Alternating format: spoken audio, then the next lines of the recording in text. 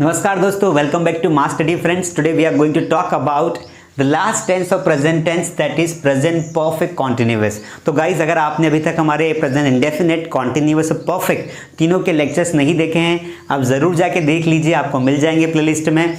और उसके बाद अगर आप ये पढ़ेंगे तो आपको टेंसेस पे काफ़ी अच्छी कमांड हो जाएगी। तो चलिए, आज मैं आपको सबसे पहले पढ़ाऊंगा tenses and then in the last I will give you some homework. आपको उस होमवर्क को कमेंट में बताना है मुझे। मैं कुछ सेंटेंसेस आपको दूंगा और मुझे भी पता चलेगा कि आपने कितना सीखा। तो पहले हम पढ़ लेते हैं। Now let us see guys, we have present में हमारे पास है परफेक्ट कॉन्टिन्यूअस, है ना। अब परफेक्ट कॉन्टिन्यूअस टेंस ऐसा टेंस है जिनमें दो शब्द हैं, एक तो है परफेक्ट, एक है कॉन्टिन्यूअस।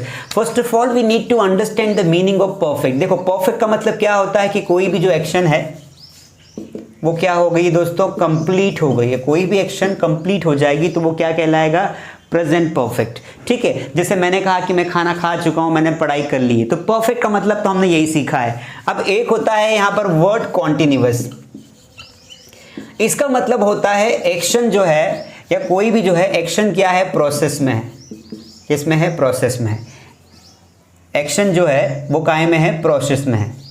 तो इन दोनों का मतलब दोनों एक साथ कैसे हो सकते हैं, या तो कोई काम कंप्लीट हो गया हो या फिर कोई काम चल रहा हो। भाई, या तो मैं जैसे मान लो कि मैंने कहा कि विराट क्रिकेट खेल रहा है, या तो मैं बोलूंगा कि विराट क्रिकेट खेल रहा है, या तो मैं बोलूंगा कि विराट क्रिकेट खेल चुका है।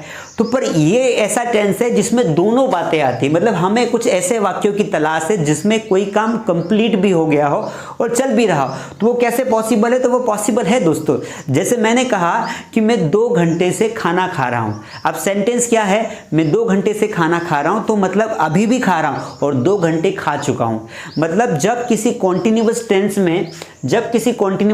में समय दिया हो, जब किसी कॉन्टिन्यूअस टेंस में, यहां देखिए कॉन्टिन्यूअस के लास्ट में क्या आता है, रहा हूं, रही हूं, उसके साथ समय दिया हो तो समय ये बताएगा कि कोई काम कुछ हद तक कंप्लीट भी हो चुका है। मतलब प्रेजेंट में कोई काम ऐसा चल रहा है जो कंप्लीट हो चुका है और चल भी रहा है। जैसे मैंने कहा कि विराट कोहली 2 दिन से क्रिकेट खेल रहा है, मतलब 2 दिन से तो खेल ही रहा है लगातार, लेकिन अभी भी खेल रहा है। 2 दिन खेल चुका है, क्योंकि 2 दिन से खेल रहा है ना, 2 दिन तो चले गए और अभी भी ऑन द क्रीज है, एट द क्रीज है कि वो अभी भी प्ले कर रहा है। So what I mean to say is guys कि कोई क्रिकेट खेल रहा है 2 दिन से। तो जब कोई ऐसा सेंटेंस आता है जिसमें कोई काम कंप्लीट भी हो चुका हो थोड़ा बहुत और अभी भी वो चल रहा हो, क्योंकि उसको ज्यादा काम कंप्लीट करना है, उसको हम कहेंगे प्रेजेंट कॉन्टिन्यूअस।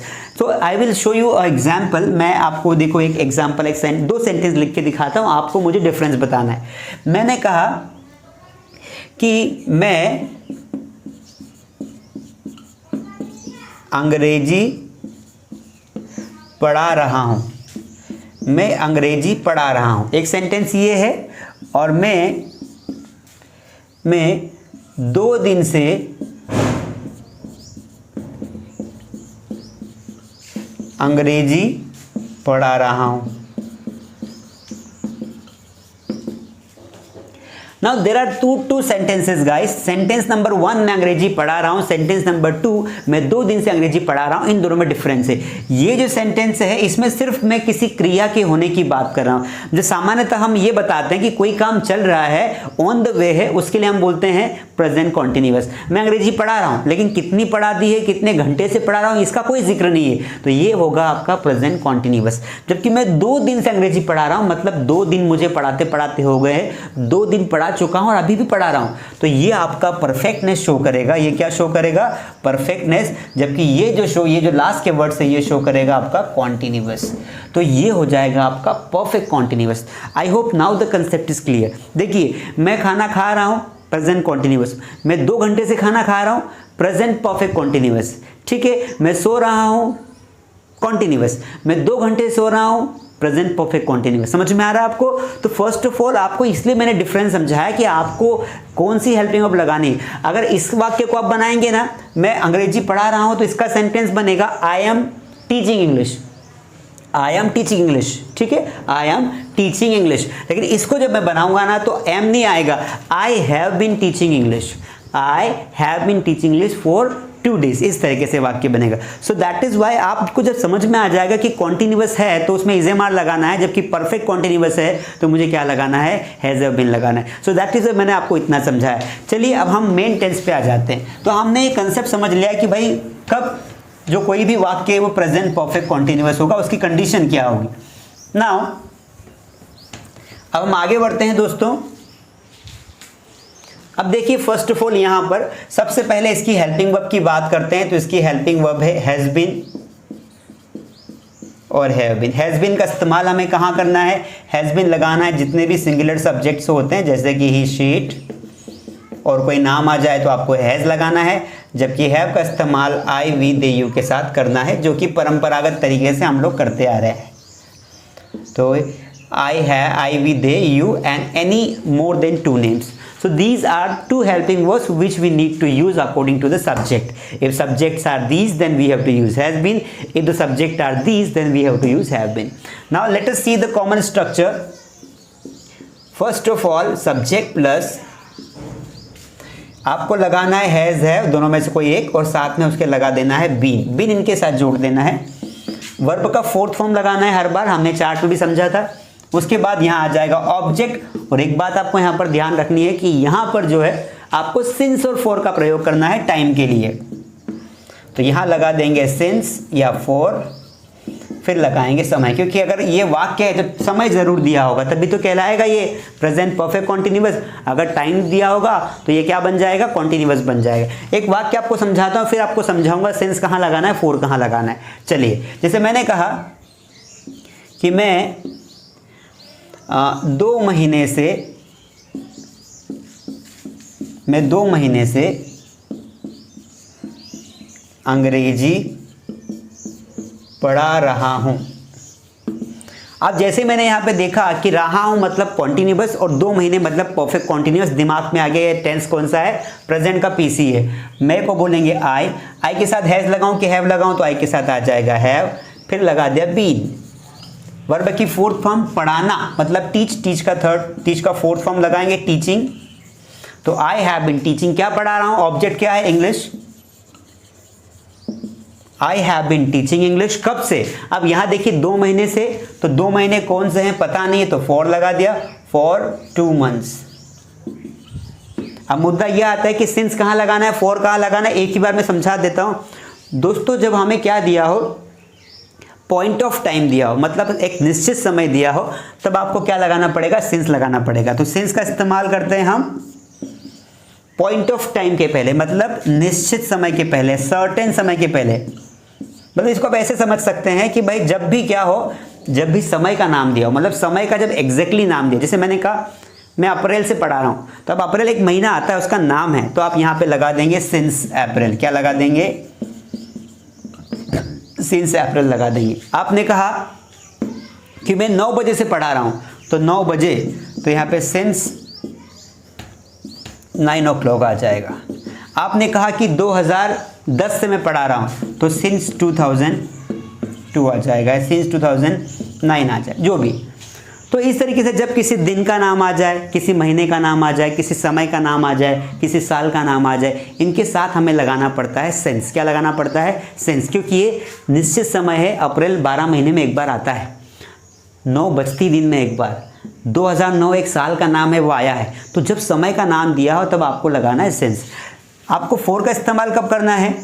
जब समय तो दिया हो लेकिन समय का नाम नहीं दिया हो, मतलब अनसर्टेन टाइम हो, पता ही चले कि वो समय है, तो कौन सा समय है? अनिश्चित समय, या पीरियड ऑफ टाइम भी इसको बोलते हैं. क्या बोलते हैं? पीरियड ऑफ टाइम भी बोलते हैं. जैसे मैंने कहा कि 2 घंटे से खाना खा रहा. अब 2 घंटे कौन से भाई? 2 घंटे कौन से? 9 बजे से लगा कि 11 बजे तक के, कि 3 से 5 तक के. मतलब सामने वाले को ये नहीं पता है कि 2 घंटे कौन से हो. तो यहाँ पर आ जाएगा फॉर 2 आवर्स. For 2 hours. 2 महीने, मान लो किसी महीने 5 महीने से वो जो है काम कर रहा है, पर 5 महीने कौन से? जनवरी, फरवरी, मार्च, अप्रैल, मई वाले की कौन से 5 महीने पता नहीं. तो फॉर 5 मंथ्स, फॉर 5 मंथ्स. उसी प्रकार कोई ईयर का नाम आ जाए, 3 years बोल दे तो फॉर 3 years. ठीक है. 2 हफ्ते बोल दे तो फॉर 2 weeks, एटसेट्रा. तो these are the common rules. आप कॉपी कर सकते हैं, 1 से 2 बार रीड करेंगे, प्रैक्टिस करेंगे तो आपको समझ में आ जाएगा. चलिए अब हम कुछ एग्जांपल्स बना के देखते हैं तो हमें समझ में आ जाएगा. तो मैं इसी वाले एग्जांपल्स को इरेज कर देता हूं. Then keeping in mind the use of since and for, we will go to make a sentence. जैसे मैंने कहा कि वह क्या कर रहा है? वह अप्रैल से अंग्रेजी सीख रहा है, वह अप्रैल से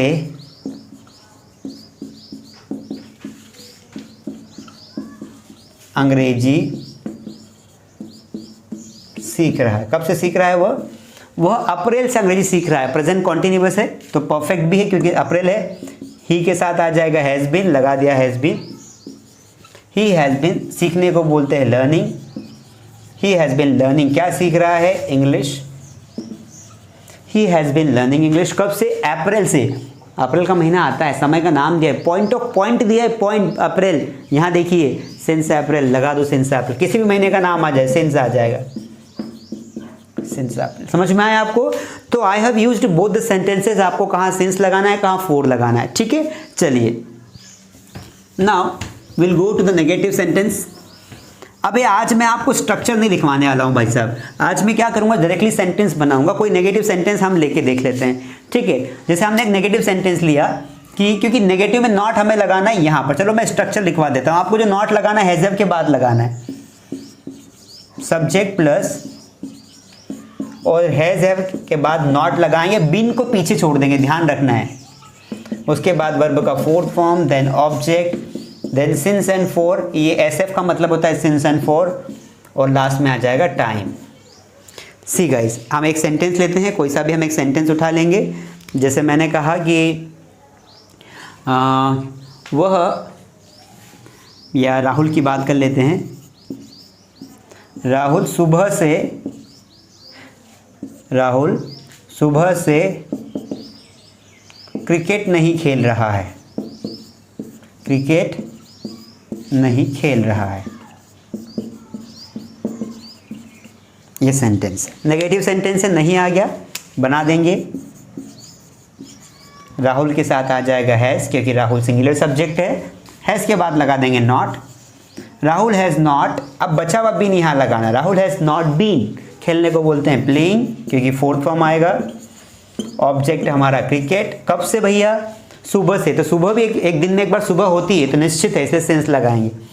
सेंस मॉर्निंग, दिन के हिस्से का नाम आ जाए तो आपको सेंस लगाना, कोई सा भी दिन का पार्ट आ जाए, सेंस मॉर्निंग, सेंस इवनिंग, इस तरीके से, ठीक है। तो this is the way to make the sentence. अगर आपको इंटरोगेटिव बनाना है, मैं स्ट्रक्चर बता देता हूँ। आप हेल्पिंग वर्ब को आगे ले आएंगे, आप सेंटेंस बना देंगे। तो हैज़ बीन को आगे ले आइए, उसके बाद सब्जेक्ट पीछे, बीन यहाँ रह जाएगा, उसके बाद वर्ब का फोर्थ फॉर्म, देन पूरा प्रोसेस सेम का सेम आ जाएगा। अगर आपको इंटरोगेटिव नेगेटिव बनाना है तो कुछ नहीं करना है, आपको हैज़ को तो आगे रखना ही है। सब्जेक्ट आप यहाँ लिख देंगे, उसके बाद आपको लगाना है नॉट, उसके बाद बचा हुआ बिन, बिन के बाद V4, पूरा सेंटेंस वैसे के वैसे। Nothing is too tough in this sentence. तो ये 4 प्रकार के वाक्य मैंने आपको बता दिए हैं। What you need to do is, आपको थोड़ी सी प्रैक्टिस करवा देता हूँ। चलिए, आपको एक सेंटेंस हम लेंगे, उसके 4 सेंटेंस बनाएंगे, ठीक है। जैसे मैंने कहा कि मैं 2 दिन से सो रहा हूँ, तो I have been sleeping for 2 days. मैं 2 दिन से नहीं सो रहा हूँ। I have not been sleeping for 2 days. क्या मैं 2 दिन से सो रहा हूँ? Have I been sleeping for 2 days. क्या मैं 2 दिन से नहीं सो रहा हूँ? Have I not been sleeping for 2 days. तो देखो मैंने किस तरीके से बना दिया। अगर आपको WH वर्ड बनाना है तो WH वर्ड वाला क्वेश्चन यहाँ रख देंगे। मैं 2 दिन से क्यों सो रहा हूँ? Why have I been sleeping for 2 days? Why लगा दिया, आगे how लगा दिया, when लगा दिया, आपको जो लगाना लगाइए, ठीक है। तो आई होप कि ये समझ में आया। एक और एग्जांपल ले लेते हैं।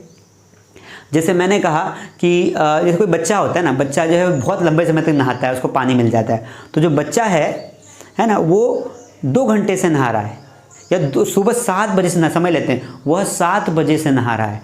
तो he has been taking bath since 7 o'clock. He has not been taking bath since 7 o'clock. Has he been taking bath since 7 o'clock? Has he not been taking bath since 7 o'clock? दोस्तों, starting में जब आप practice करें तब थोड़ा सोच के करें, जल्दी बोलने की कोशिश ना करें, वरना आप आगे पीछे कर देंगे स्ट्रक्चर को। एक बार आपको कंसेप्ट समझ में आ जाए, आपका फ्लो बन जाए, फिर you can make a practice a lot, ठीक है दोस्तों। तो ये समझ में आ गया आपको। अब मैं आपको जो दे रहा हूँ 2 वर्ड्स, वो कमेंट में आपको बताना है। 2 सेंटेंसेस दे रहा हूँ, उनको कमेंट में लिख के बताना है, ठीक है।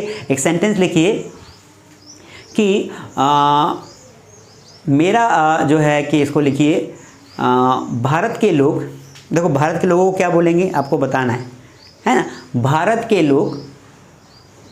लोग 10 सालों से, भारत के लोग 10 सालों से भारत के लोग 10 सालों से पत्र लिख रहे हैं, पत्र लिख रहे हैं, है ना। एक और सेंटेंस लिखिए, हम 3 महीने